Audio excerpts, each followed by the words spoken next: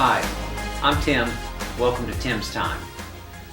At a lunch meeting I had with some ministers, and sitting across the table from a minister friend of mine several months ago, back during football season, we were discussing the laments of Carolina football and other different aspects of college football. And my friend said to me, I don't really know how you define or measure the it factor, but Deshaun Watson, referring to Clemson quarterback Deshaun Watson, he certainly has it. And I agreed, and then we began to talk about different athletes and specifically different football players from both Carolina and Clemson and other teams that had the it factor. The it factor, well, we know what that is, even though we can't necessarily measure it or see it or tell it. It's that ability for an athlete to take his or her game to the next level and lift everyone else up with them. Started me thinking on Monday. I was sitting in the doctor's office Monday afternoon, and it was a real busy day, and there was a backlog of things, and I saw the it factor. There was a gentleman, there were so many people that Donna and I were separated. She was in one chair in the waiting room, I was in the other. Mind you, this is the second waiting room. You go to the little first waiting room, you sit, then they do a couple tests, and they send you to the inner waiting room. And we were sitting there. She was down for me, and I took a seat by maybe a 65, 70-year-old gentleman.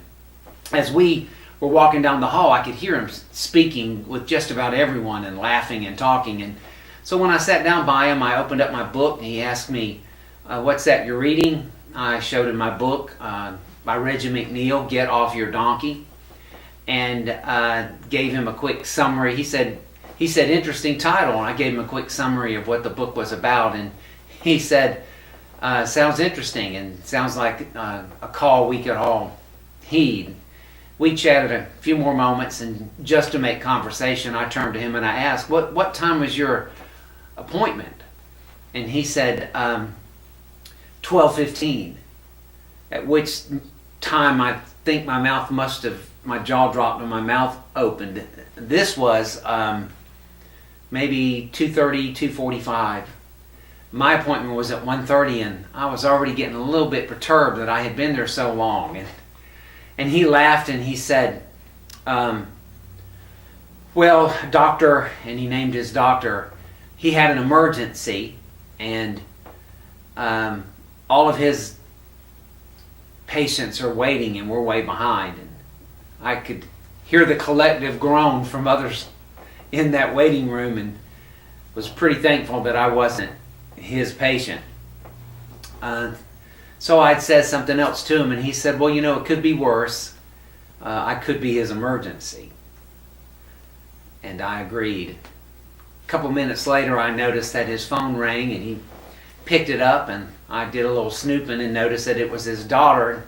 He held up the phone to his ear, and he said, no, haven't seen the doctor yet. No, I haven't had anything to eat, but I'm okay. And he made another joking reference, and then he said, all right, I'll call you as soon as I get out. And remember, I love you.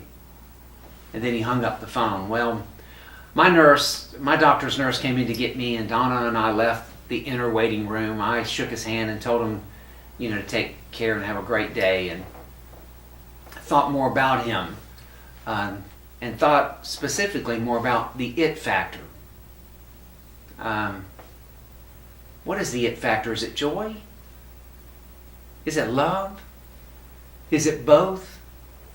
Can you measure it? I don't know that you can necessarily measure it, but I know it when I see it.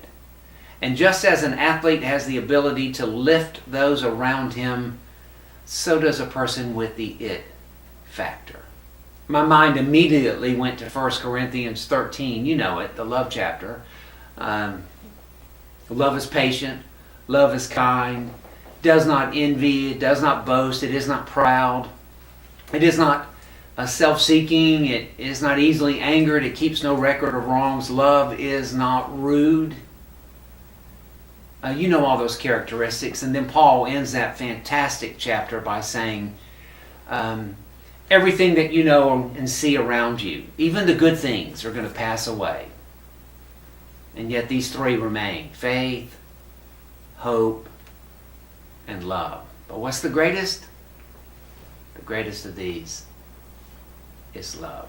So let me just encourage you, as you continue to pray and as you continue to seek the Lord and as you live your life this week, let's show the world some of the it factor. They might not can describe it and measure it, but they'll know it when they see it. The it factor is joy, it is love, it is peace. It's all those intangibles that are ours in Christ. You know why? Because the it factor perfectly describes Him. So let's try to live Him out. There are some folks out there in the waiting rooms of life who really need to see it. Have a fantastic week. Oh yeah, and remember, I love you.